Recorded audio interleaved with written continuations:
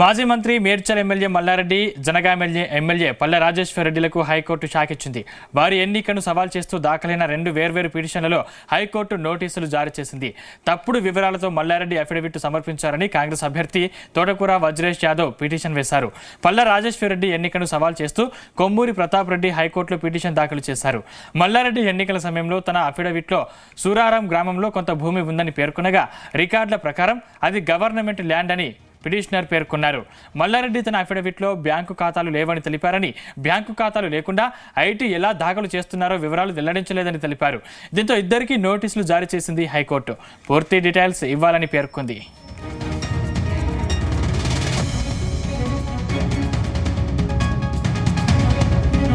ఇదే అంశానికి సంబంధించిన మరిన్ని పూర్తి డీటెయిల్స్ మా క్రైమ్ బ్యూరో చీఫ్ రవితేజ అందిస్తారు. రవితేజ, బీఆర్ఎస్ అభ్యర్థులు ఎన్నికల అఫిడవిట్ లో వీళ్ళు ఇన్ఫర్మేషన్ అంతా కూడా దాచిపెట్టి బయటికి సమాజానికి తెలియకుండానటువంటి సమాచారాన్ని అంతా కూడా వీళ్ళు కొంత దాచిపెట్టి అవసరపడేటువంటి ఇన్ఫర్మేషన్ మాత్రమే అఫిడవిట్ లో ఫైల్ చేశారంటూ కూడా కొన్ని అభ్యంతరాలు వ్యక్తం చేస్తూ అటు మాజీ మంత్రి మల్లారెడ్డి, తర్వాత పల్ల రాజేశ్వర్ రెడ్డికి చెందినటువంటి కొన్ని అభ్యంతరాలను వ్యక్తం చేస్తూ నేరుగా హైకోర్టులో బాధితులు పిటిషన్లు దాఖలు చేయడం జరిగింది.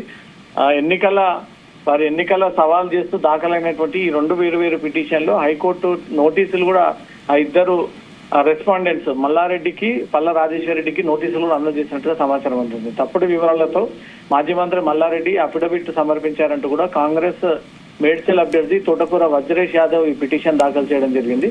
ఇటు రాజేశ్వర్ రెడ్డి ఎన్నికలన్నీ సవాల్ చేస్తూ కొమ్మూరి ప్రతాప్ రెడ్డి హైకోర్టులో పిటిషన్ దాఖలు చేయడం జరిగింది. ఈ మల్లారెడ్డి ఎన్నికల సమయంలో అఫిడవిట్ లో సూరారం గ్రామంలో చెందినటువంటి కొంత భూమిని ఉందని పేర్కొనగా రికార్డుల ప్రకారం అది గవర్నమెంట్ ల్యాండ్ అంటూ మాత్రం పిటిషనర్ ఆధారాలతో సహా కోర్టుకి తెలియజేయడం జరిగింది. మల్లారెడ్డి తన అఫిడవిట్ లో బ్యాంక్ ఖాతాలు లేవని తెలిపారు. బ్యాంక్ ఖాతాలు లేకుండా ఐటీ ఎలా దాఖలు చేస్తున్నారు, ఈ వివరాలు వెల్లడించలేదు అంటూ కూడా వజ్రేష్ యాదవ్ హైకోర్టు పిటిషన్ దాఖలు చేస్తూ ఇవన్నీ కూడా క్వశ్చన్స్ రేజ్ చేస్తూ ధర్మాసనానికి తెలియాలి, అక్కడి నుంచి మల్లారెడ్డి పైన చర్యలు తీసుకోవాలన్న ఉద్దేశంతో కోర్టుని ఆశ్రయించి ఇవన్నీ కూడా వివరాలని కోర్టుకు అందజేసినట్టుగా తెలుస్తుంది.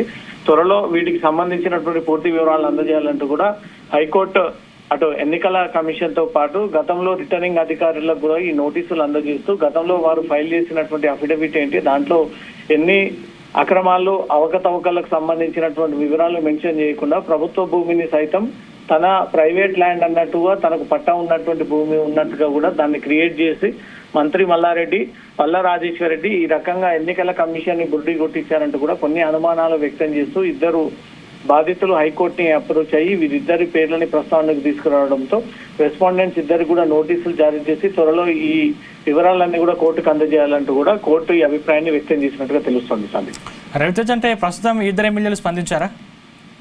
ఇప్పటికీ గతంలో కానీ ఇప్పుడు కానీ కోర్టు నుంచి నోటీసులు అందడం కానీ అఫిడవిట్ విషయంలో ఎన్నికల కమిషన్ వీరిపై ఆంక్షలు విధించడం కానీ లేదా అఫిడవిట్ కొట్టివేయడం కానీ గతంలో అనేక సందర్భాల్లో ఇవన్నీ జరిగినప్పటికీ ఏది కూడా వీళ్ళు క్లారిటీ మీడియా ముందుకు వచ్చి తమకి అన్యాయం జరిగిందని, ఈ రకంగా జరిగింది అనేది కూడా ఎప్పుడు కూడా నోరు విప్పి మాట్లాడినటువంటి పరిస్థితి లేవు. ఇప్పుడు కూడా మాజీ మంత్రి మల్లారెడ్డి, పల్ల రాజేశ్వర రెడ్డికి నోటీసులు అన్న విషయంపై కూడా ఎక్కడ కూడా నోరు విప్పి తను స్పష్టంగా ఆ వివరాలను తెలియజేయలేకపోయారు.